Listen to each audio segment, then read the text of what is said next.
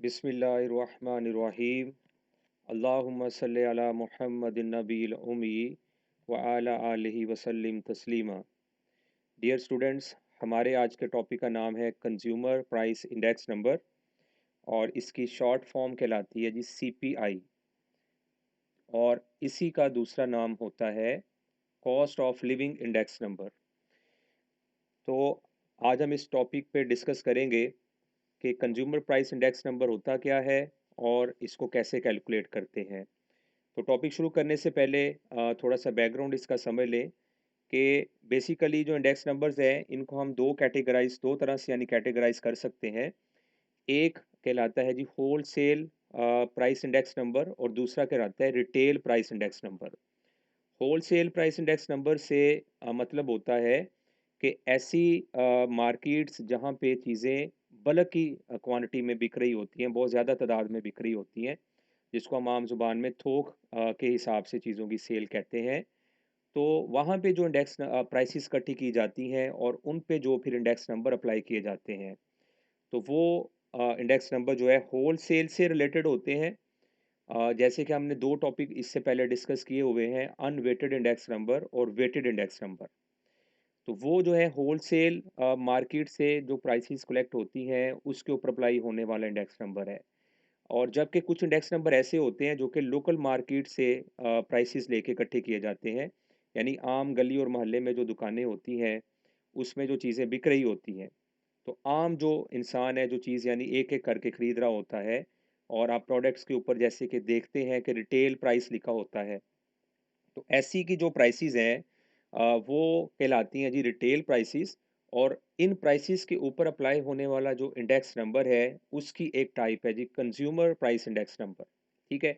और इसी का दूसरा नाम जैसे मैंने बताया cost of living index number भी होता है। तो आज हम इस टॉपिक को डिस्कस करेंगे। तो इसको डिस्कस करने से पहले मैं आपको थोड़ा सा टेबल की तरफ ले जाता हूँ। हम टेबल को पहले पढ़ते हैं। टेबल के अंदर क्या चीज़ें हैं। तो देखें जी, सबसे पहले हमें कमोडिटीज़ दी हैं। ठीक है, अभी टॉपिक के अंदर जो मेथड है उस पे बात करते हैं। थोड़ा सा पहले टेबल के ऊपर गौर कर लें। तो देखें टेबल के अंदर हमें मुख्तलिफ़ किस्म की कमोडिटीज़ दी हैं। व्हीट है, गुड़ है, ऑयल है, फ्यूल है, क्लॉथिंग है। और जो यहाँ पे आपने नोट करनी है चीज़ कि इस तरह का कॉलम अभी तक किसी इंडेक्स नंबर के क्वेश्चन में आपने नहीं देखा होगा, जिसका नाम है जी यूनिट ऑफ प्राइस। तो यूनिट ऑफ प्राइस का जो ये कॉलम आपको नज़र आ रहा है, इसके अंदर मुख्तलिफ़ किस्म के यूनिट इस्तेमाल हुए हैं। एमडीएस का मतलब है जी मंथ्स, ये मंथ की शॉर्ट फॉर्म है। और आपको पता है कि जी एक जो मन होता है उसके अंदर 40 केजीज़ होते हैं। ठीक है, तो ये एक यानी कि इकाई है, एक यूनिट है, क्वांटिटी है वज़न का, मैस का। तो इसलिए अ, इसको यहाँ पे हम शॉर्ट फॉर्म में लिख रहे हैं केजीज़ के हिसाब से अगर देखें तो।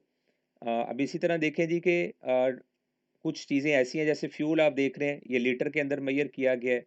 क्लॉथिंग जो है ये पर यार्ड के हिसाब से यानी गज़ के हिसाब से मेजर की गई है। तो इस तरह मुख्तलिफ यूनिट्स इस्तेमाल किए गए हैं। और उसके बाद क्वांटिटी कंज्यूम्ड है। क्वांटिटी मतलब क्यू के साथ इसकी हेडिंग हम लगाएंगे क्वांटिटी की। और प्राइसेस को आप देख रहे हैं जी, दो प्राइसेस दी हैं आपको। ठीक है। तो यहाँ पे जो प्राइसेस हैं, अगर मैं इसको पी की हेडिंग लगा दूँ तो इस तरह से हम लिखेंगे इसको पी के साथ। इनके सब्सक्रिप्ट भी मैं आपको बताता हूँ कि कैसे करने हैं। तो आपने जो पहली चीज़ नोट करनी है, मैं आपका जो फ़ोकस करवाना चाहता हूँ टेबल के ऊपर, कि टेबल में आपको एक क्वांटिटी दी गई है।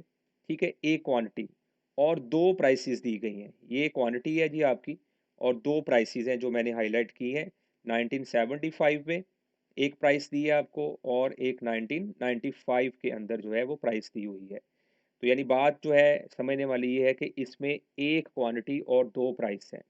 तो ये है कंज्यूमर प्राइस इंडेक्स नंबर का टेबल। अगर मैं थोड़ा-सा आपको बैक के 2 टॉपिक पे लेके जाऊँ, उनके टेबल्स किस तरह के थे वो ज़रा आप देखें। तो ये टेबल आपको स्क्रीन पे नज़र आ रहे हैं। तो ये टेबल है जी आपके अनवेटेड और वेटेड के लिए। तो इसमें नोटिस करें, ये जो टेबल है, पहला वाला जो टेबल है, ये भी अनवेटेड का है। फिक्स बेस में हम इसको यूज़ कर रहे थे या हम इसको चेन बेस में यूज़ कर रहे थे। और जो दूसरा टेबल है ये भी हमने इसको फिक्स और चेन दोनों के लिए इस्तेमाल किया। इसको कंपोजिट जो इंडेक्स नंबर के लिए इस्तेमाल करते हैं। तो यानी बात जो दिखाने की चीज़ है वो क्या है कि जो प्राइसेस हैं, यहाँ पे सिर्फ प्राइसेस दी गई हैं। ठीक है, प्राइसेस के अलावा यहाँ पे क्वांटिटी का कोई रोल नहीं है। तो ऐसे के जो टेबल होते हैं ये खुद बताते हैं कि ये कौन सी कैटेगरी के साथ बिलोंग करते हैं। तो जो टेबल्स सिर्फ प्राइसेस से मुतलका होते हैं उनको हम कहते हैं जी अनवेटेड इंडेक्स नंबर्स, या अनवेटेड उसके लिए इंडेक्स नंबर हम मालूम करते हैं, यानी कि फिक्स्ड और चेन बेस्ड मेथड उस पर अप्लाई करते हैं। और कुछ टेबल इस तरह से होते हैं कि उनमें 2 साल होते हैं या साल ज़्यादा भी हो सकते हैं।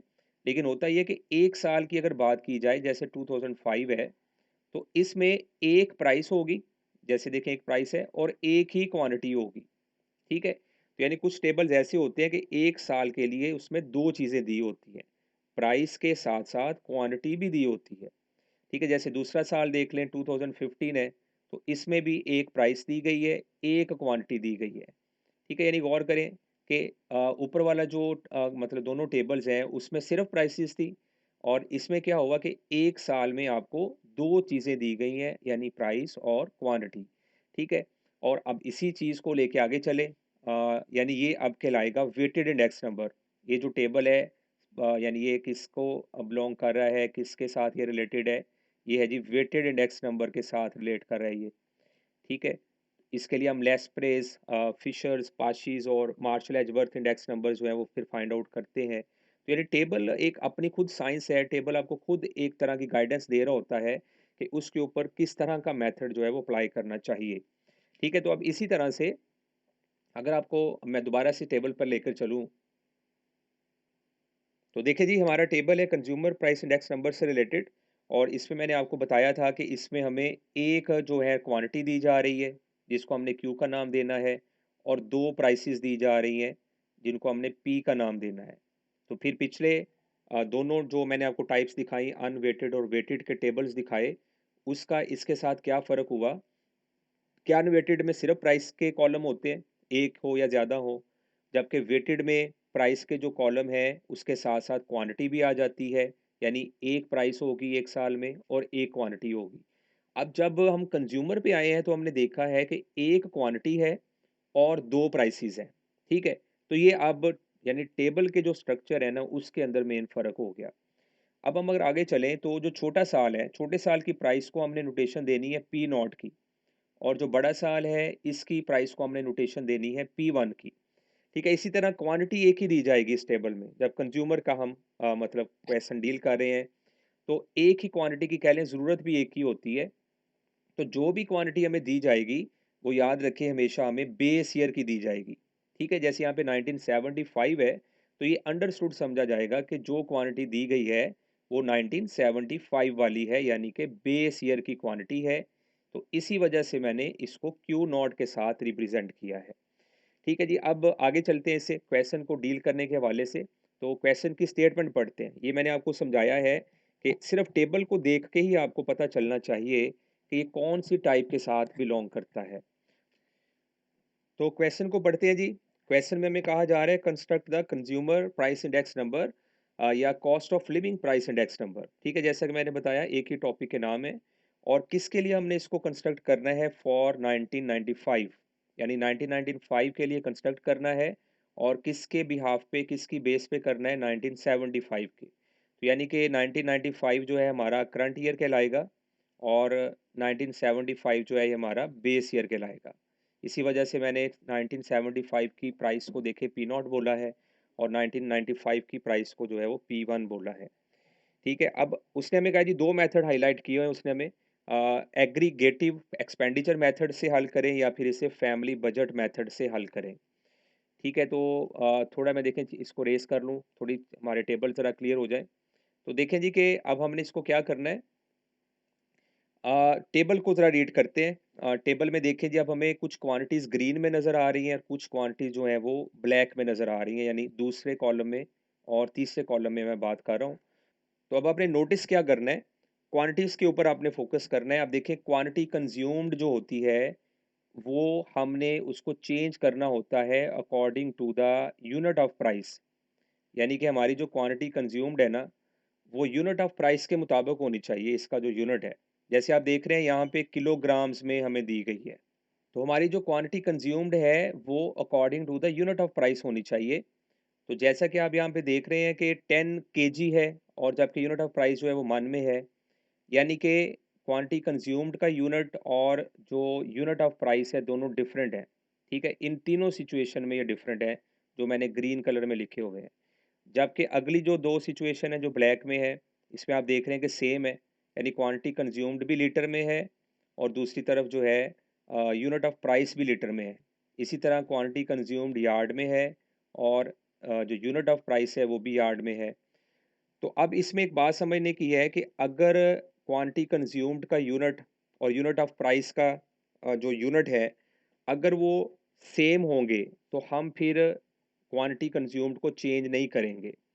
और अगर ये डिफरेंट होंगे, जैसे मैंने ग्रीन कलर में लिखे हुए हैं, तो अगर ये डिफरेंट होंगे तो फिर हम इनको चेंज कर देंगे। ठीक है, अगर ये डिफरेंट होंगे तो हम फिर इनको चेंज कर देंगे। तो यानी कि अब यहाँ पे आपने किनको चेंज करना है, जो ग्रीन कलर वाले फिगर्स हैं हम इनको जब हल करेंगे इस टेबल को तो हम इसको चेंज कर देंगे, सिर्फ ग्रीन कलर वाली को। ठीक है, रीज़न मैंने बता दिया आपको कि चूंकि क्वांटिटी कंज्यूम्ड के अंदर जो यूनिट इस्तेमाल हो रहा है वो यूनिट ऑफ प्राइस के अकॉर्डिंगली नहीं है, क्योंकि उधर किलोग्राम्स पड़े हैं क्वांटिटी कंज्यूम्ड में और यूनिट ऑफ प्राइस में जो है वो मंथ्स पड़े हुए हैं। ठीक है, जबकि जो दो ब्लैक में आपको फिगर्स नज़र आ रहे हैं क्वांटिटी कंज्यूम्ड में, उनका यूनिट चूंकि सेम है तो फिर इनको चेंज हम नहीं करेंगे। ठीक है, तो इसी तरह मैं आपको एक और टेबल दिखाता हूँ, अब इनका कंपैरिजन करते हैं, इसी टेबल का हम दूसरे टेबल से कंपैरिजन करते हैं। तो देखें जी, आपको स्क्रीन पे दो टेबल नज़र आ रहे हैं। टेबल वन जो है ये वही टेबल है जो भी मैंने डिस्कस किया, और टेबल टू जो है ये ज़रा डिफरेंट टेबल है। तो टेबल टू को मैं यहाँ पे रीड करता हूँ आपके सामने। देखें टेबल टू में क्या है, वीट है, मंथ्स के अंदर इसको यूनिट ऑफ प्राइस है इसका। क्लॉथिंग का यार्ड में है, इलेक्ट्रिसिटी का जो है पर यूनिट है, जैसे हम देखते हैं कि इलेक्ट्रिसिटी का यूनिट के हिसाब से हमें बिल आता है, तो वही चीज़ है ये। इंटरनेट जो है MBPS है, यानी मेगा बिट्स पर सेकंड। ठीक है, टेबल के नीचे मैंशनड है। और मिसलिनियस है जी आगे, मतलब मिली जुली चीज़ों पे जो अखराजात होते हैं, तो ये भी पर यूनिट के हिसाब से हमें दिया गया है। अब आप इसमें नोटिस करें, सारी मैंने फिगर्स को ब्लैक में ही रखा है और रीज़न वही बताने के लिए कि जो हमारा क्वांटिटी कंज्यूम्ड का यूनिट है, यानी आप ये देखें अगर इधर मंथ्स पड़े हैं तो दूसरी तरफ भी क्या मंथ्स ही पड़े हुए हैं, तो ऐसा ही है। इधर अगर यार्ड पड़ा है तो देखें दूसरी तरफ भी यार्ड ही पड़ा हुआ है, तो ऐसा ही है। इधर अगर यूनिट्स हैं तो दूसरी तरफ भी यूनिट्स पड़े हैं जी, बिल्कुल ऐसा ही है, इधर भी यूनिट पड़े हैं। इधर जो यूनिट है MBPS है, तो क्या दूसरी तरफ भी MBPS है, तो बिल्कुल ऐसा ही है। इधर यूनिट्स पड़े हैं तो दूसरी तरफ भी यूनिट्स पड़े हैं। तो अब यानी कि दूसरे टेबल का अगर हम मवाजना करें पहले टेबल के साथ, तो क्या फ़र्क हुआ कि पहले टेबल में कुछ क्वांटिटीज़ ऐसी हैं जिनके यूनिट जो हैं वो मुख्तलिफ हैं, यूनिट ऑफ प्राइस से ये मुख्तलिफ हैं। जबकि टेबल नंबर टू में सारी जो आपकी क्वांटिटी कंज्यूम्ड हैं वो यूनिट ऑफ प्राइस के साथ उनका जो यूनिट है वो सेम है।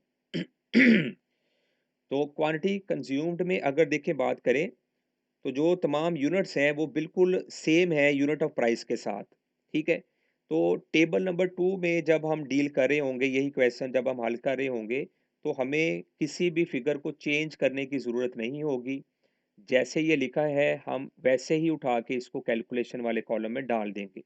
लेकिन लेकिन ये है कि टेबल नंबर वन के अंदर हमें कुछ चेंजेस करनी पड़ेंगी। ठीक है, टेबल नंबर वन में हमें कुछ चेंजेस करनी पड़ेंगी। तो वो कैसे करनी है इसी को समझना है, यही इस क्वेश्चन का मेन पॉइंट है जिसको हम डील करेंगे। तो चलते हैं जी वर्कशीट के ऊपर, तो मैं बताता हूँ कि इस टेबल को हम किस तरह से चेंज करके लिखेंगे। ले जी हमारी वर्कशीट है, आप इसमें देख रहे हैं कि पहला जो कॉलम आप देखें टेबल में आपको नज़र आ रहा है, वो मैंने यहाँ पे एक कमोडिटी वाला बिल्कुल उसी तरह लिख दिया है। और दूसरा कॉलम जो है यहाँ पे स्किप कर दिया है, उसकी जगह पे मैंने क्यू नॉट यहाँ पे डायरेक्टली लिख दिया है। यानी यूनिट ऑफ प्राइस का जो कॉलम है वो हम इस टेबल में कैलकुलेशन वाले टेबल में ऐड नहीं करेंगे, बल्कि डायरेक्टली हम क्वांटिटी कंज्यूम्ड वाला जो कॉलम है उसको क्यू नॉट हेडिंग दे के लिख देंगे। अब देखें जी, हम समझेंगे कि क्यू नॉट का जो कॉलम है वो किस तरह से कंस्ट्रक्ट किया जाएगा। तो क्यू नॉट के कॉलम के लिए क्वांटिटी कंज्यूम्ड में देखें जी, जो पहला फिगर है वो हमें दिया गया जी 10 kgs। तो 10 kgs जो है इसको अब हमने चेंज करना है यूनिट ऑफ प्राइस के मुताबिक, जो कि मन में दिया हुआ है। तो यानी कि हमने 10 kg में सोचना है कि कितने मन होते हैं। तो इसका तरीका क्या होगा कि हम इसको 40 पे डिवाइड कर देंगे, तो हमें मिल जाएंगे कि ये कितने मन है।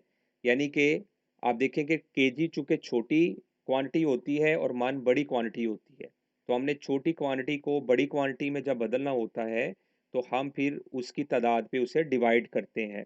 तो इसलिए मैंने 10 को 40 पे डिवाइड कर दिया है। तो 10 को 40 पे डिवाइड करने से हमें यहाँ पे जो आंसर है वो मिल जाएगा 0.25। ठीक है, तो अब ये वाला आंसर जो है हम लिखेंगे उठा के क्यू नॉट वाले कॉलम में वीट के सामने। तो 0.25 मैंने कैसे हल किया, कैसे हासिल किया, वो मैंने आपको सभी समझाया। अब इसी तरह देखेंगे दूसरी जो कीमत है हमारी, यानी कि गुड़ के अंदर, वो है जी 5 kg।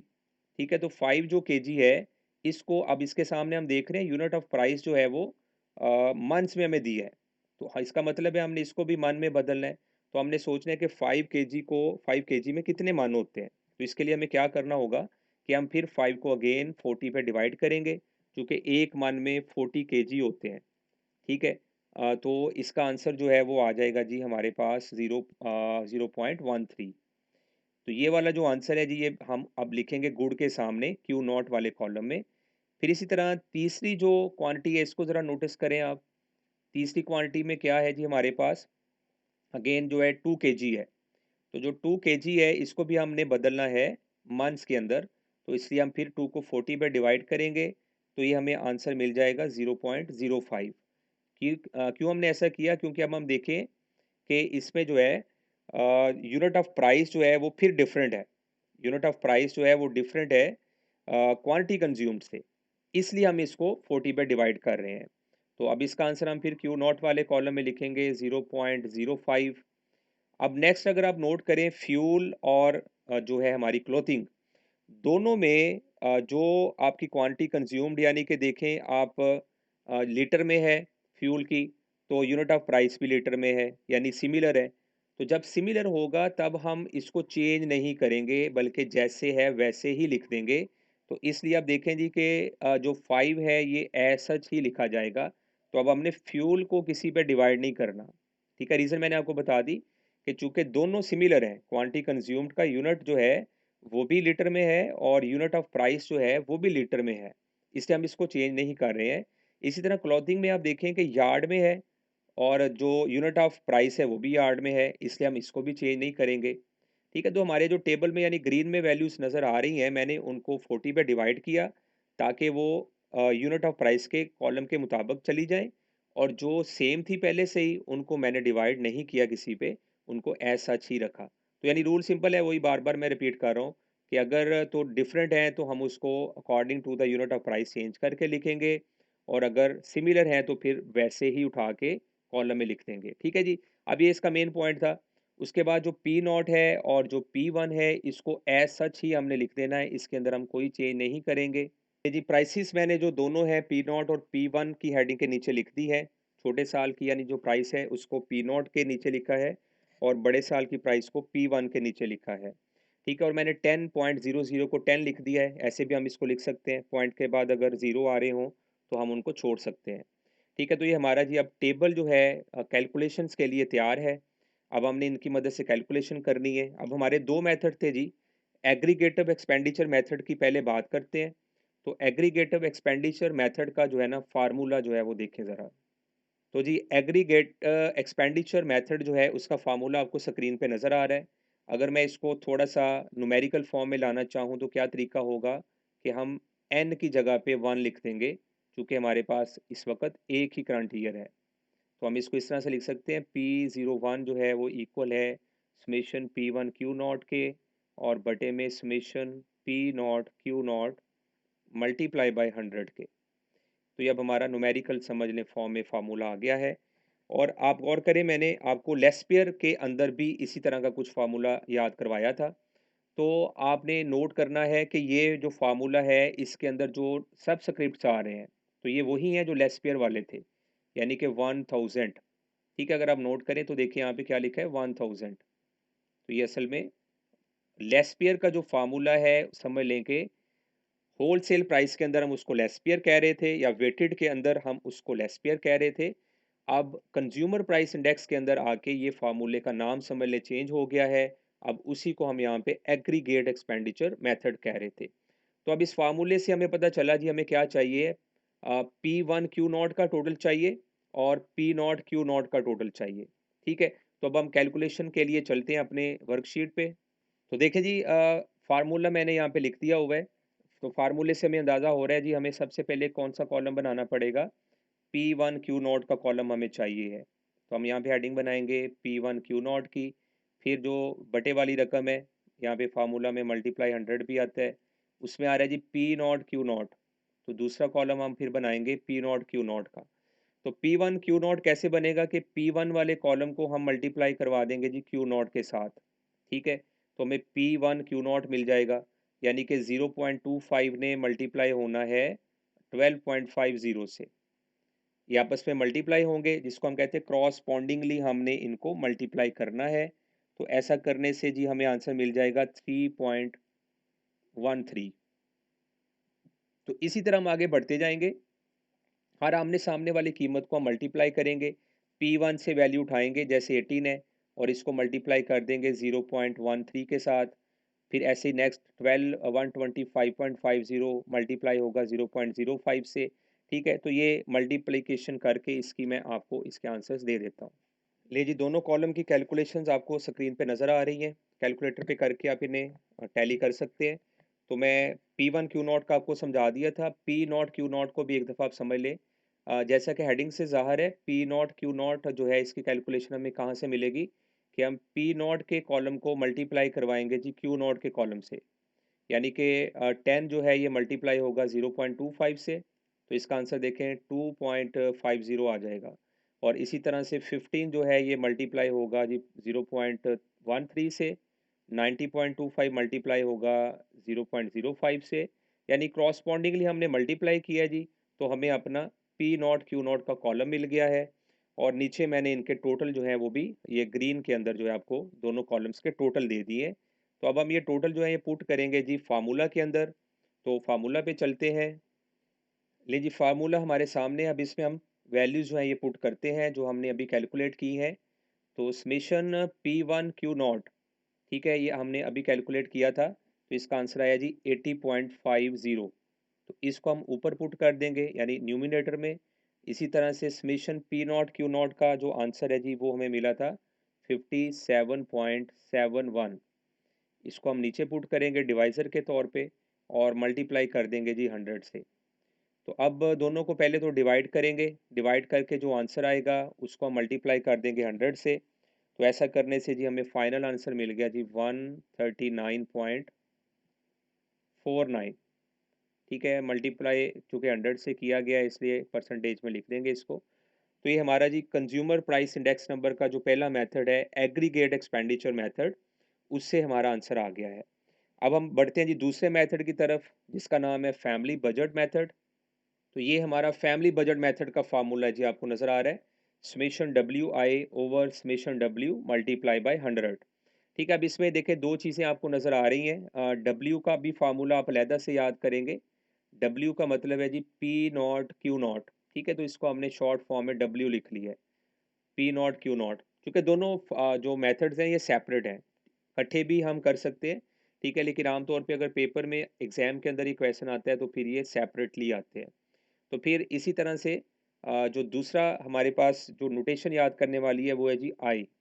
तो आई जो है इसको हमने किसके बराबर लेना है, P1 यानी करंट ईयर की प्राइस को हमने डिवाइड कर देना है बेस ईयर की प्राइस पे। तो P1 बटा P नॉट, ठीक है। तो इसका एक और तरीका भी होता है कि हम इसको मल्टीप्लाई बाय 100 कर लेते हैं। कुछ आपको बुक्स के ऊपर जो है इस तरह से भी फार्मूला नज़र आएगा कि आई जो है ये बराबर होता है P1 ओवर P नॉट और मल्टीप्लाई कर देते हैं यहाँ पे 100 पे। तो फिर उसमें ये होता है कि जो हमारा मेन फार्मूला है ना, ये वाला जो फार्मूला है हमने लिखा हुआ, ये चेंज हो जाएगा इस सूरत में, जब आई को हम 100 से मल्टीप्लाई कर देंगे तो फिर हमारा जो फार्मूला है ये P0N जो है इसका बन जाएगा summation WI over summation W। तो इसमें फिर मल्टीप्लाई बाय 100 नहीं आएगा। तो ये अब आपने डिसाइड करना है आपकी बुक के अकॉर्डिंगली, जैसे भी आप इसे हल करना चाहते हैं। दोनों ऑप्शंस होते हैं हमारे पास और दोनों से आंसर जो है वो सेम ही आता है, जिसको मर्जी फॉलो कर ले। तो मैं यहाँ पे फॉलो करूँगा पहले वाले तरीके को।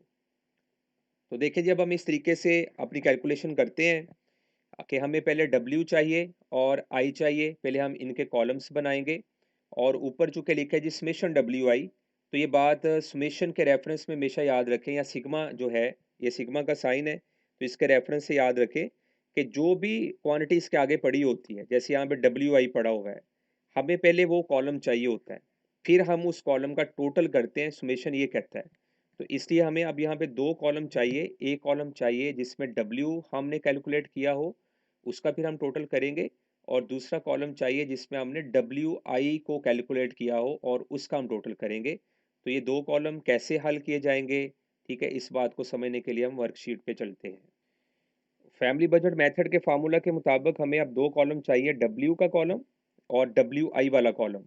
तो देखिए डब्ल्यू का मतलब है G P not Q not, फार्मूले में जैसे मैंने एक्सप्लेन किया। तो अब ये चूंकि हम कैलकुलेट कर चुके हैं ये दूसरे कॉलम में कैलकुलेशन के, तो इसी को हम अब यहाँ पे डब्ल्यू कह देंगे। ठीक है, याद रखिए काम तब होगा जब हम दोनों मेथड्स को एट ए टाइम कर रहे हैं। अगर हम जारी बात है सेपरेटली कर रहे हैं तो फिर हमने तो ये कॉलम बनाया नहीं होगा डब्ल्यू वाला, यानी पी नॉट क्यू नॉट वाला। तो हम पी नॉट क्यू नॉट वाला कॉलम पहले बनाएंगे और उसको फिर डब्ल्यू कह देंगे। ठीक है, तो ये समझिए कि हमें अब यहाँ पे कैलकुलेशन नहीं करनी पड़ेगी, क्योंकि हमने एग्रीगेट एक्सपेंडिचर मेथड में डब्ल्यू जो है समझ लें वो निकाला हुआ है। तो अब हम चलते हैं आई की तरफ। तो आई का फार्मूला मैंने कहा था जी हम यूज़ करेंगे पी वन बटा पी नॉट वाला। ठीक है, दूसरा ऑप्शन भी है, आप चाहें तो पी वन बटा पी नॉट मल्टीप्लाई 100 यहाँ पे ही कर लें फार्मूले को। तो मैं लेकिन यहाँ पे यूज़ करूँगा P one over P not. ठीक है, तो इसको कैलकुलेट कैसे करना है जी, हेडिंग को देखिए जेन में रख के इसको कैलकुलेट करते हैं। पी वन वाली जो वैल्यूज़ हैं, यानी पी वन वाली जो वैल्यूज़ हैं इसको हमने डिवाइड करना है पी नॉट वाली वैल्यूज़ पे। तो यानी 12.50 जो है वो डिवाइड होगा, चूंकि ये पी वन है इसको ऊपर लिखेंगे 10 पे। तो ऐसा करने से जी हमें आंसर मिल जाएगा 1.25। ठीक है, इसी तरह दूसरी वैल्यू कैसे कैलकुलेट करेंगे कि हम 18 को डिवाइड कर देंगे 15 पे। ठीक है, यानी रूल क्या चल रहा है कि P1 की जो कीमत होगी उसके सामने वाली जो कीमत है P नॉट की उस पर वो डिवाइड हो जाएगी, और आंसर हम इधर आई वाले कॉलम में लिखते जाएंगे। तो यानी कि अब यहाँ पे हम लिखेंगे जी 1.20। इसी तरह आगे चलते हैं इसे। नेक्स्ट जो वैल्यू है 125.50, इसको डिवाइड करेंगे 90.25 पे, तो हमें आंसर मिल जाएगा 1.39। इसी तरह से चौथी वैल्यू को डिवाइड करते हैं 2.50 को 2.25 पे, तो हमें आंसर मिल जाएगा 1.11। नेक्स्ट वैल्यू को डिवाइड करेंगे तो आंसर मिल जाएगा जी 1.50। इस तरह से हमने अपना आई का कॉलम जो है कंप्लीट कर लिया। अब हमें बेसिकली फार्मूला देख के पता चल रहा है हमें आई का टोटल नहीं चाहिए, इसलिए हम इसका टोटल नहीं लगाएंगे। अब हम यहाँ पे कॉलम बनाएंगे डब्ल्यू आई, चूँकि हमें चाहिए डब्ल्यू आई का टोटल। तो अब डब्ल्यू आई किस तरह से हमें मिलेगा कि हम जो डब्ल्यू वाला कॉलम है जो हम निकाल चुके हैं ऑलरेडी, तो हम डब्ल्यू वाले जो कॉलम को मल्टीप्लाई करेंगे आई के साथ। ठीक है, डब्ल्यू वाला कॉलम मल्टीप्लाई होगा आई के साथ, यानी कि 2.50 को मल्टीप्लाई करेंगे 1.25 से, 1.95 को मल्टीप्लाई करेंगे 1.20 से। इस तरह से आमने सामने वाली वैल्यूज़ को हम मल्टीप्लाई करेंगे और उसका जो आंसर है वो लास्ट कॉलम में लिखते जाएंगे। तो पहले मैं मल्टीप्लाई करता हूँ जी 2.50 को 1.25 से, तो इस तरह करने से हमें आंसर मिल जाएगा जी 3.13। फिर नेक्स्ट वैल्यू को आपस में मल्टीप्लाई करते हैं ना 1.95 को 1.20 के साथ, तो ऐसा करने से हमें आंसर मिलेगा जी 2.34। नेक्स्ट ऐसे आगे बढ़ते हैं, आमने सामने वाली रकम को बस आपने मल्टीप्लाई करते जाना है। तो मैं आंसर यहाँ लिखता जा रहा हूँ, इसका आंसर मिल जाएगा जी 6.28। जो नेक्स्ट वैल्यू है उसका आंसर आ जाएगा 12.50। उससे जो नेक्स्ट वैल्यू है उसका आंसर आ जाएगा जी 56.25। तो इसको हम टोटल कर लेंगे जी कैलकुलेटर की मदद से, तो हमारा जो इसका फाइनल टोटल है वो आएगा जी 80.50। तो अब हमें दो कॉलम्स के टोटल चाहिए थे जी, डब्ल्यू आई वाले कॉलम का टोटल चाहिए था हमें, और हमें चाहिए था डब्ल्यू का टोटल। ठीक है, दो टोटल अब हमारे पास है। तो अब इन दोनों टोटल्स को उठा के हम इनकी रेलेवेंट जगह पे यानी फार्मूला में पुट करते हैं और फिर देखते हैं जी आंसर क्या आता है। तो ले जी फैमिली बजट मेथड में जो हमने कैलकुलेशन कर ली है इसको अब हम पुट करते हैं। तो P0N या P01 एक ही बात है, ऐसे भी इसको लिख सकते हैं। तो समेशन डब्ल्यू आई जो है हमारा आया था जी 80.50, ये यहाँ पे पुट कर लेते हैं। उसके बाद डब्ल्यू का जो टोटल है जी वो आया था हमारे पास 57.71। इस पे डिवाइड किया और मल्टीप्लाई कर लेते हैं 100 के साथ। तो देखें जी हमारा जो फैमिली बजट मेथड का आंसर है ये आ जाएगा 139.49%। तो यहाँ से आप नोट करें कि हमने कंज्यूमर प्राइस इंडेक्स नंबर को 2 मेथड से हल किया और दोनों से जो आंसर है वो सेम आया है, ठीक है? तो यानी इसका मतलब ये है कि हम कोई भी मेथड अडॉप्ट करें, दोनों से आंसर हमारा सेम ही रहना चाहिए, उसमें फ़र्क नहीं आना चाहिए। तो आई होप सो कि आपको ये मेथड अच्छे से समझ आ गया होगा। तो इसको कैलकुलेट करें, इसकी प्रैक्टिस करें। इंशाल्लाह मिलते हैं अगली वीडियो में। तब तक के लिए अल्लाह हाफ़िज़।